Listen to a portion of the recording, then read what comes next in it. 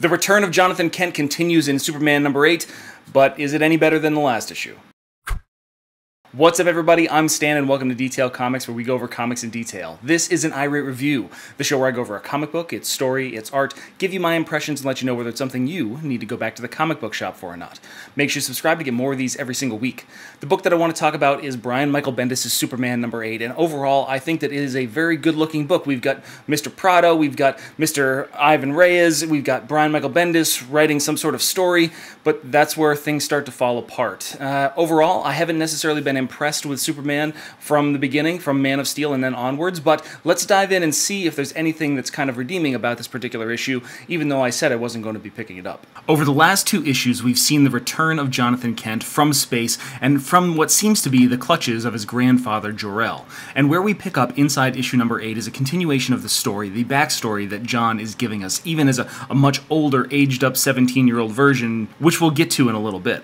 The thing is that we get an interesting kind of heart-to-heart conversation in Michael Bendis' world, where we see Jor-El questioning the motives of the young Superboy, and the Superboy, of course, being a child, is just looking for, an excuse to have a really kick-ass summer vacation, but immediately switches into some sort of introspective, philosophical version of himself. And for an 11-year-old kid, 11-year-old kids are pretty aware these days, but it seems like a relatively deep conversation for somebody to be having, especially with their estranged grandfather that at some point in time in the past has caused them really serious problems. And while this conversation goes on, it's essentially John expressing his vulnerabilities and then Michael Bendis deliberately pushing Jor-El's own vulnerabilities, his own questioning of the universe, the science that has really been the foundation of his existence. And this is from a man who was the head of the Science Council for one of the most advanced alien races in the universe, somebody that has seen science work miracles over time.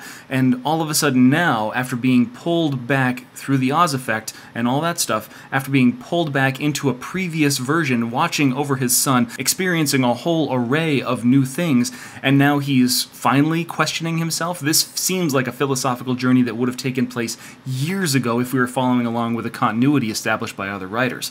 And that's the point in time where this young Jonathan Kent decided that Grandpa's crazy, I have to leave him, but the galaxy's really big, space seems kinda large. I understand the sense of naivete associated with a child, but if you're taking him from a deep philosophical search for meaning in his own existence to, wow, space is big, it seems like you're not necessarily portraying a consistency within the character.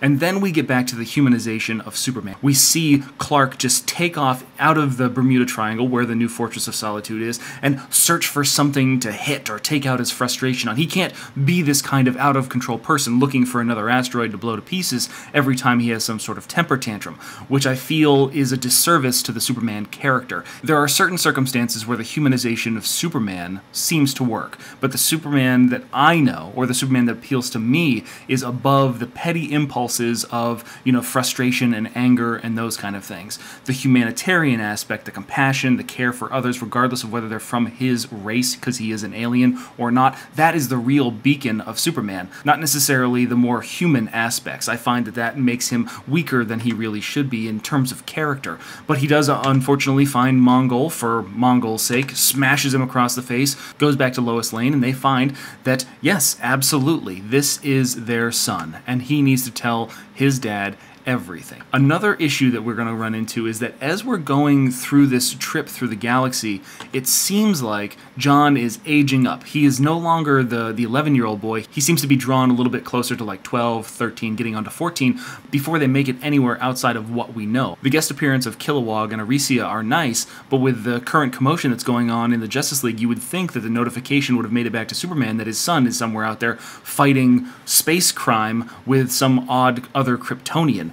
And it just feels really weird that these characters are being used in this setup when there's so many holes in the continuity and context as to when they'd be interacting. And then we get the final crescendo, the real huge moment of this story, where we find that Jor-El's ship has been sucked into some sort of temporal vortex, some sort of hole in space, and he sees the elongation of his grandfather as they make their way to what appears to be a parallel universe. And of course, it's the crime syndicate and Earth 3 with Ultraman and a whole host of villainous heroes. When it comes to the conclusion of Superman number 8, I still think that Ivan Reyes and Brandon Peterson did a really good job as far as the visual representation of these individual characters, and I mean, the last page spread with the Crime Syndicate looks fantastic. However, I think that the story, since it suffers from Brian Michael Bendis' propensity for decompression, basically taking shorter, smaller, more compact moments and extending them over a very long period of time, to lend his writing a bit more cinematic style, does a disservice to how this story could have been told, should have been told, would have been told.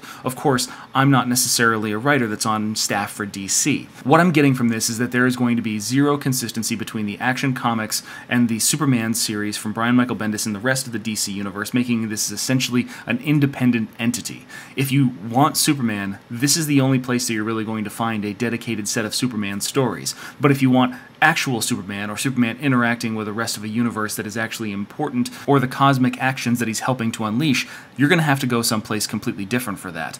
And while it has kind of worked for Tom King's Batman book, you can see the kind of toll it takes when these incongruencies, this inconsistency, really comes up when it comes to like the Nightmare storyline tying in with the Detective Comics storyline, and then of course everything that's going on in the Justice League and a variety of other different publications. When you take these mainstay characters, move them into all these other different books and create a circle of influence around them, it makes it very difficult to tell a consistent story across everything. You'd need really strong editorial, which is another reason that we see a bunch of issues like this. But I want to know what you guys think about Superman number 8. Again, it's something that I said that I wasn't going to pick up, but I did anyway, and I find myself disappointed again. But let me know what you think in the comments down below, and as always, if you like what you see, hit the like button. Don't forget to hit subscribe if you want to get more news, reviews, and commentary on comic books, comic book movies, comic book TV shows and games, and anything and everything inside the world of comics.